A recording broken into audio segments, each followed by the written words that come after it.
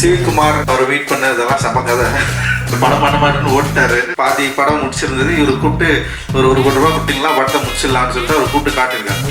அந்த படம் பார்த்துட்டு அப்படியே ஓட்டிட்டாரு. ஏன்னா படமே எடுக்க வேணாம் அப்படின்ற மாதிரி ஒரு முடிவுக்கு வந்துட்டாரு. நல்ல படமா இருக்கும், ஜாலியா அதெல்லாம் நினச்சிருக்காரு.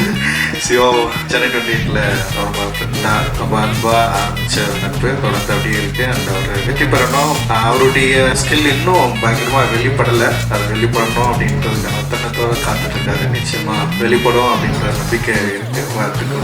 சிவகுமார் அவர் வெயிட் பண்ணதெல்லாம் செம கதை. படம் பண்ண மாட்டேன்னு ஓட்டாரு. அவர் ஏதோ ஒரு படம் நான் போய் ட்ரை பண்ணுறப்போ பேசிட்டே இருந்தோம், ரொம்ப நாள் பேசிட்டே இருந்தோம். படம் பண்ணலாம்னு சொல்லிட்டு அட்வான்ஸ் மட்டும் தரமாட்டேன்றாரு. ஆனால் நல்லா இருக்குது, படம் பண்ணலாம்னு சொல்லிட்டே இருந்தேன். அப்புறம் என்ன பண்ணாருன்னா, ஏதோ ஒரு படம் போயிட்டு ப்ரிவியூ பார்க்க போயிட்டார். பாதி படம் முடிச்சிருந்தது. இவர் கூப்பிட்டு ஒரு 1 கோடி ரூபாய் கொடுத்தீங்களா படத்தை முடிச்சிடலான்னு சொல்லிட்டு அவர் கூப்பிட்டு காட்டியிருக்காங்க.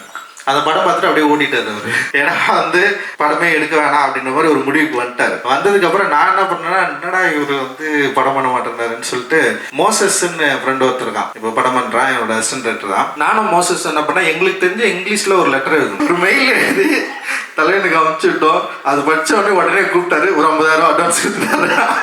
அவ்வளோ கான்ஃபிடென்ட்டாக ஒரு மெயில் அனுப்பிச்சோம். ஸோ அந்த மெயிலேருந்து இது ஃபுட்பால் இருக்கு, கிக் அடிக்கிறதுக்கு நான் ரெடியாக இருக்கிறேன், கிரவுண்டு தான் இல்லை, அந்த கிரவுண்டு ரெடி பண்ணி கொடுத்தாங்கன்னு சொல்லிட்டு அது மாதிரி ஒரு லெட்டர் ஒன்று அந்த மெயில் பண்ணோம். மெயில் பண்ண உடனே கூப்பிட்டு அட்வான்ஸ் கொடுத்தாரு. அப்படிதான் எங்கள் லைஃப் ஆரம்பிச்சது. அந்த ராகேஷ் இருக்காரு, அண்ட் சுந்தர் 2 பேரும் இந்த படத்துக்கு அந்த டைம்ல அட்டகத்தி டைம்ல பயங்கர உறுதுணையா எங்களுக்கு இருந்தாங்க. அண்ட் சொன்ன பட்ஜெட்டை விட கம்மியாக எடுத்து கொடுத்து கரெக்டாக அவருக்கு லாபம் வரக்கூடிய ஒரு படமா அது மாறிச்சு.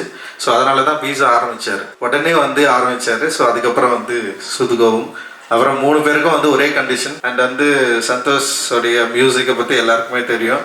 அண்ட் இன்னைக்கு சந்தோஷோட மியூசிக் வேற ஒரு சவுண்டா நிற்குதுன்னா அவருடைய ஒரு ஆர்டிஸ்டிக் குவாலிட்டி தான். அந்த குவாலிட்டி தான் எங்களை எல்லாருமே என்ன சொல்றது, ஒரு புதிய சினிமா எடுக்கணும்னு முயற்சி பண்ணவங்களுக்கு ஒரு பெரிய சப்போர்ட்டா இருந்தது. அது ஒரு ரொம்ப முக்கியமான ஸ்டார்ட்டா நான் நினைக்கிறேன். அண்ட் அதை ஸ்டார்ட் பண்ணி வச்ச சிவகுமார் அண்ட் சந்தோஷ் மற்ற எல்லாருக்குமே என்னுடைய பெரிய நன்றிகள். அந்த மாதிரி சூதுகவும் 2 மிகப்பெரிய வெற்றி அடையணும். இதில் இன்வெஸ்ட் பண்ணியிருக்கிற தயாரிப்பாளர்களுக்கு ஒரு வெற்றி படமாக மாறணும். அண்டு இதில் ஒர்க் பண்ண எல்லாருக்குமே ஒரு ஒரு சந்தோஷமான ஒரு தருணத்தை கொடுக்கணும் அப்படின்றது எங்களுடைய விருப்பம். மகிழ்ச்சி, நன்றி. சிவகுமார் அவர் வெயிட் பண்ணதெல்லாம் செம கதை. படம் பண்ண மாட்டேன்னு ஓட்டாரு. பாதி படம் முடிச்சிருந்தது. இவர் கூப்பிட்டு ஒரு 1 கோடி ரூபாய் கொடுத்தீங்களா படத்தை முடிச்சிடலான்னு சொல்லிட்டு அவர் கூப்பிட்டு காட்டியிருக்காங்க. அந்த படம் பார்த்துட்டு அப்படியே ஓட்டிட்டாரு அவர். ஏன்னா படமே எடுக்க வேணாம் அப்படின்ற மாதிரி ஒரு முடிவுக்கு வந்துட்டாரு.